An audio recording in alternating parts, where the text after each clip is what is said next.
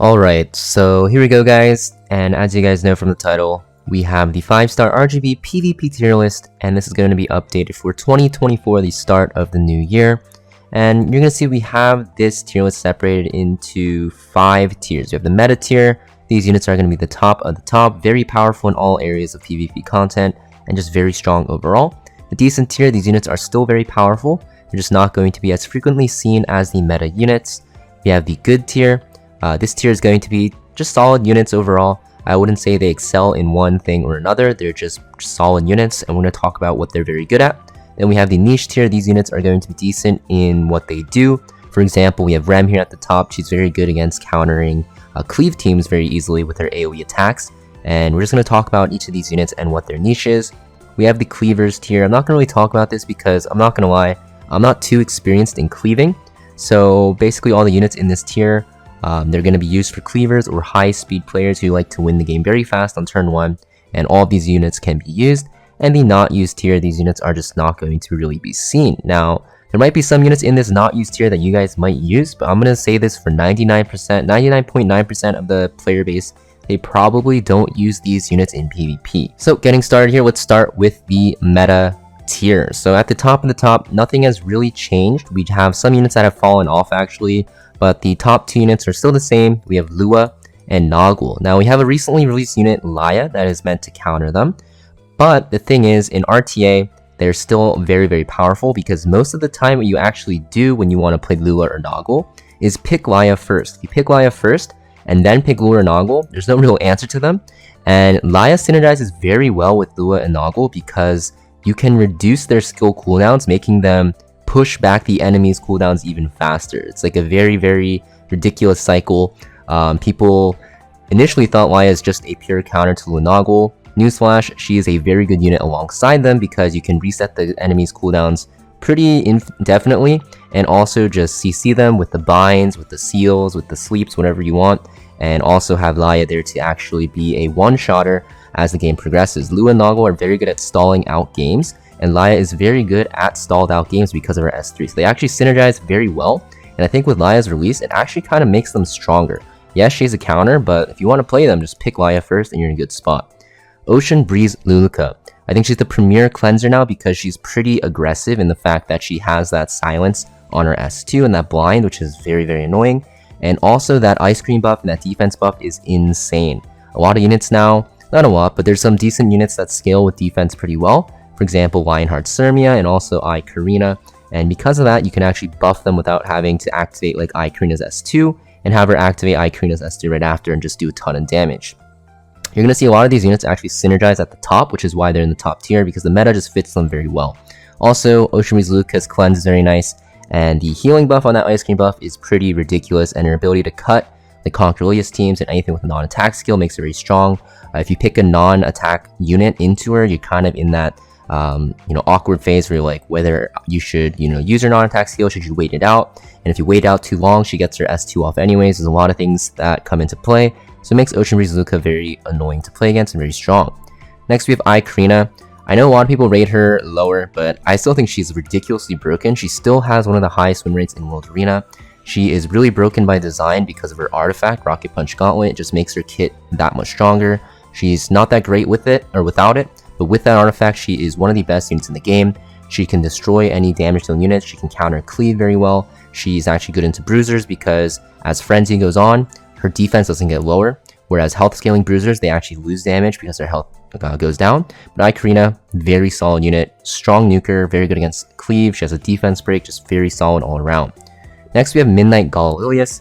So I think at first a lot of people were really struggling to build her, but now that she's kind of settled into the meta, she's a very powerful unit, very annoying, very strong opener, very strong bridge unit. You can build her on effect resist, you can build her on full damage. There's a lot of ways to play her. She's very strong against the current bruiser meta, and anything with high health she's very good against. She's even good against Laya, right? Because she can actually one-shot her because Layas are built on very high health, which makes Midnight Galilius so strong into the current meta filled with a ton of high health units. Next, Rwana. Rwana's going to be at the top of the top pretty much forever because counterattacks, extra attacks are always a part of Epic 7, and Rwana kind of counters that pretty easily because of her S2 passive. She also has a revive and nice healing and a barrier and CR pushing for her team, which makes her extremely strong. Next we have Zahak. one of the best single target damage dealers in the game because he has a self-attack buff, he has a cleanse, he can go through evasion pretty much, he can actually put injuries on units that scale with health, he does a ton of damage with his S3 and his S1, especially if you soul run it, and he has invincibility, so he's very strong. He's only really weak to like dispels and strips, but besides that, if you can actually take the first turn with him, you can buff up another damage dealer and do a ton of damage at the beginning, and have invincibility to last until your next turn, and then soul burn S1 or regular S1 and do a ton of damage as well. Next we have Yulha. I think she's one of the most underrated knights right now. It's going to be at the top, probably her, Unbound Knight Arrowell, and Last Rider Crow for mitigators, because she can hold Aureus, she has that S3 nuke, and that provoke, which is very annoying. And when you're actually going into battles and you're actually fighting Yulhas, when you actually kill her team, the Aureus will reflect that damage to her.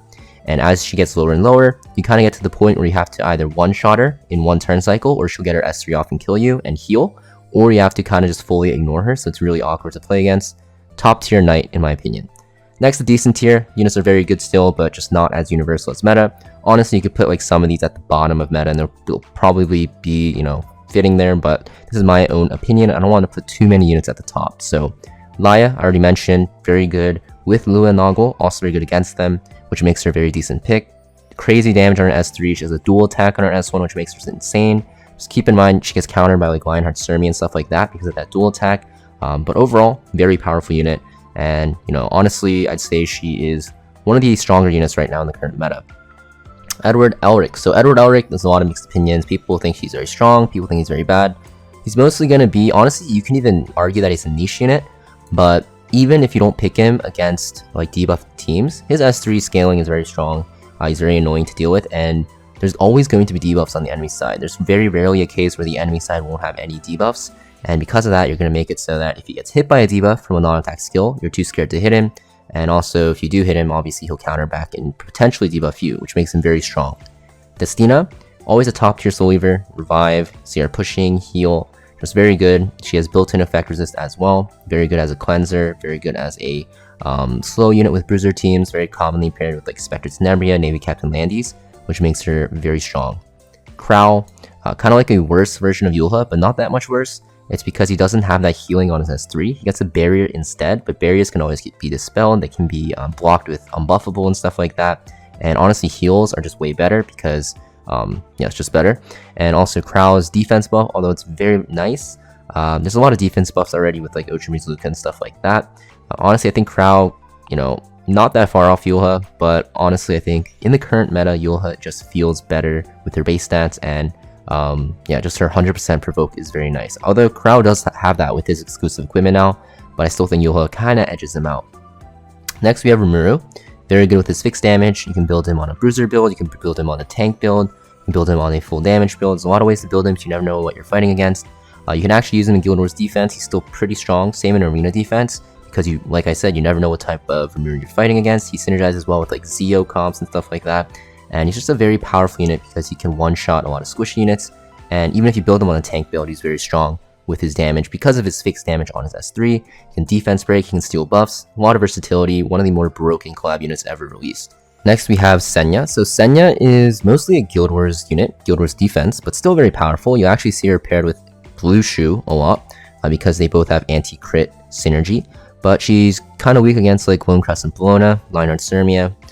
She's okay versus Navy Captain Landy, but even against Edward Elric, she's pretty weak. So you have to keep in mind she does have counters out there, so she's not as frequently seen on Guild Wars defense.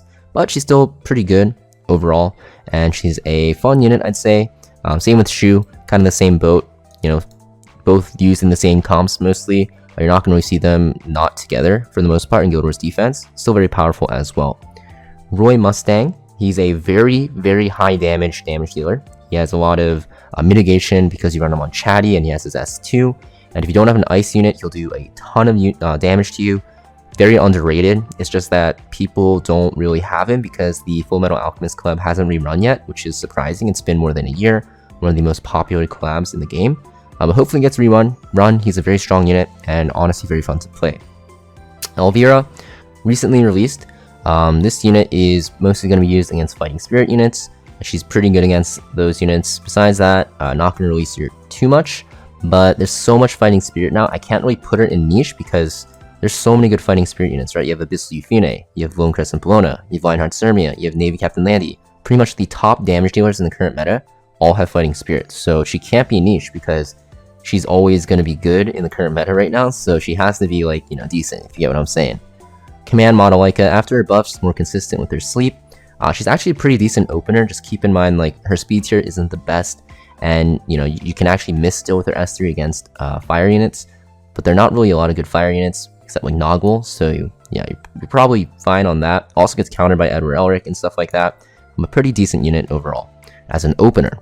Shuna, I think she's very underrated, like criminally underrated. She has that cleanse, she has barrier, she has, you know, that sleep as well. One of the best spellers, I'd say. I think that people just kind of forgot about her. She was meta for a while last year, and then people just kind of stopped using her after Ocean Breeze Luca came out. But I still think she is pretty strong as a speller. You know, a tier below Ocean Breeze Luca, but still pretty decent overall, and a nice pocket pick to have. Next, we have the good tier. These units are pretty good. Honestly, they're kind of like niche units, but, you know, I guess you can use them a little bit more often than them, so we'll talk about it. So, leading off the good tier, we have Sharoon. She is pretty good against heavy buff teams. She can actually reduce buff durations by 2 turns. Very good against health scaling bruisers with her Venom, and the fact that she applies a ton of injuries. She was very good against Meteor Calric and Apoc Ravi. In my last tier list, I think I had her like somewhere up here. But the thing is, you know, those health scaling bruisers kind of fell out of the meta with Urban Shadow Shoe coming out and other injury units, so she's also taken a hit because you don't really see her. But if you do pick her against HP scaling bruisers, she's still very good. It's just that there's not a lot of them out there, right? All the damage dealers now don't scale off health, and they kind of, you know, benefit off of long games. And Sharoon wants a very long game, so it makes her kind of weak against them. So just not as commonly picked, but you can still pick her into slow teams with a lot of health scaling. A mid, very awkward unit right now. She's like a cleave unit, I'd say, that you can use, but also just a regular opener. You can kind of scare people into thinking you're cleaving. She's pretty decent in Guild Wars offense, right? Skill Nullifier, attack buff, crit hit damage buff with the artifact, and also she can actually make units like Blue Kisei go twice in a row, which is insane.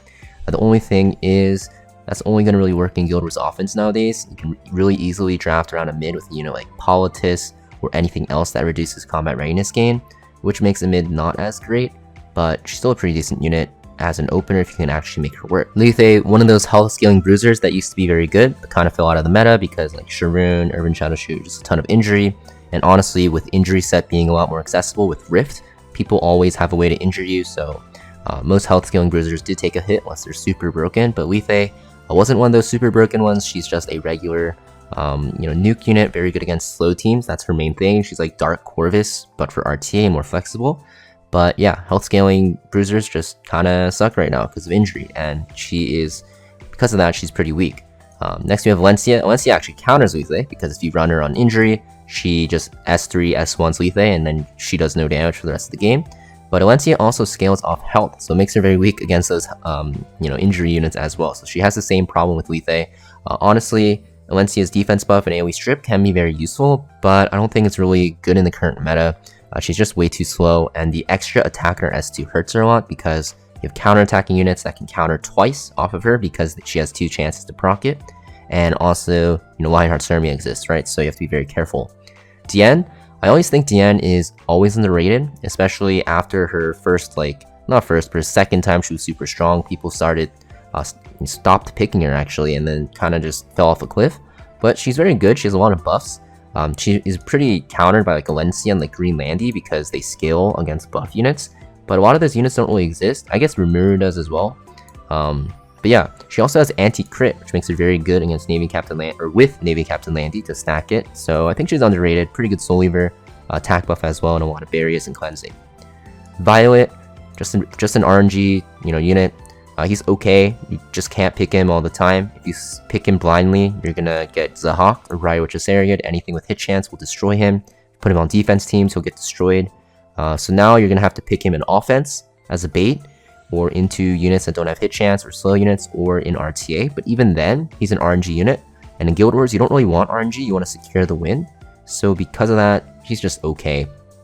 Ravi, pretty good unit against slow, tanky teams. She kind of gets wrecked by any ice unit, and she kind of gets wrecked by Navy Captain Landy and Abyssal Euphine. and Lone Crescent Bologna, so you're not gonna really see her that much. But if for some reason the enemy picks any other damage dealer and they have just a full tanky team, she can actually 1v4.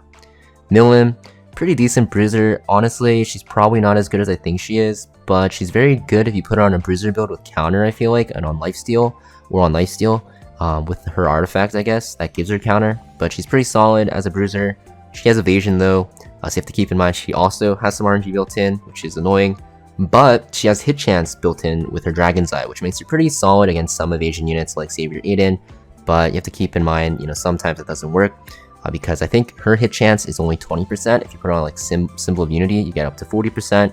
Aiden still has a 30% to dodge, so more times than not you will one-shot the Aiden with your S3, but sometimes you won't, so you have to be careful. So there's a lot of RNG. RNG units are always going to just be good because they can't really be meta. I mean, they can, but there's a lot of times where they'll just feel like they're useless. Seaside Bologna. So I think Seaside Bologna actually has some value. I think she's decent against Navy Captain Landy. Also, she's not that bad in Simplicity Fine, in my opinion.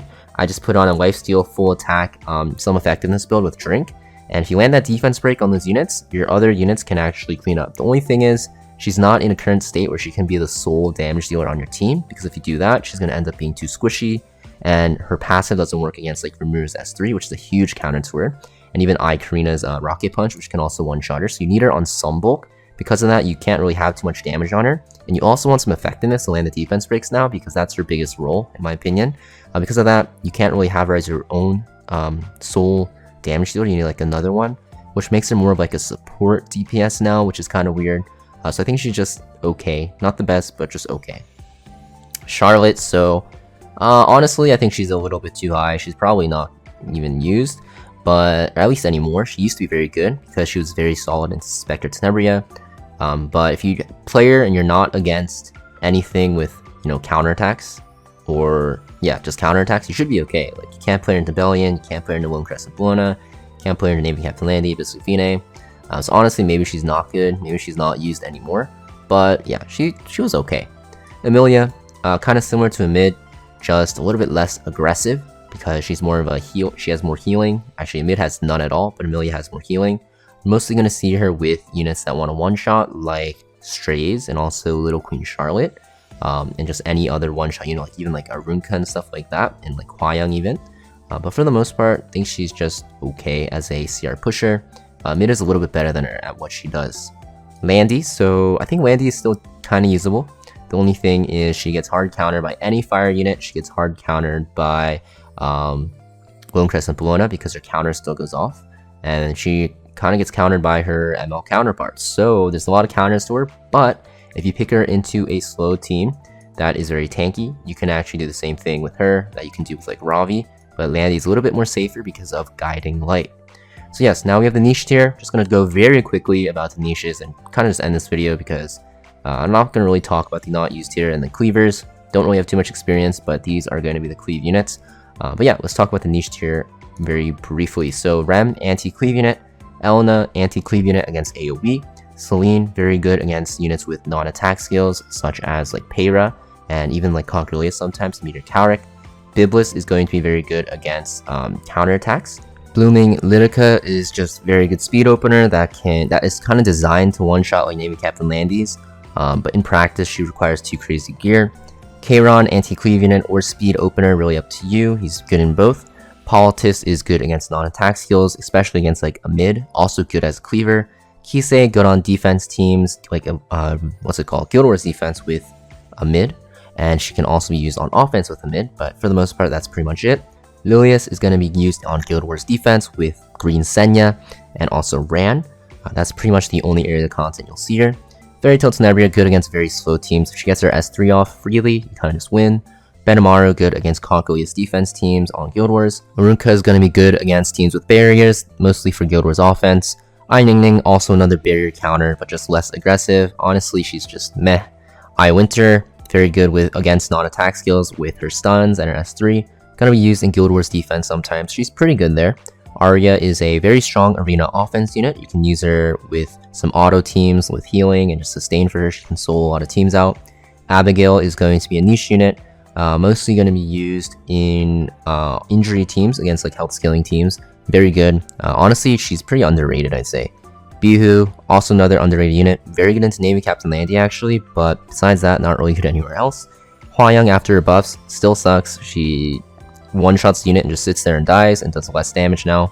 Mort, very good injury unit. That's pretty much it. Ray's a good cleanser. Pretty much it.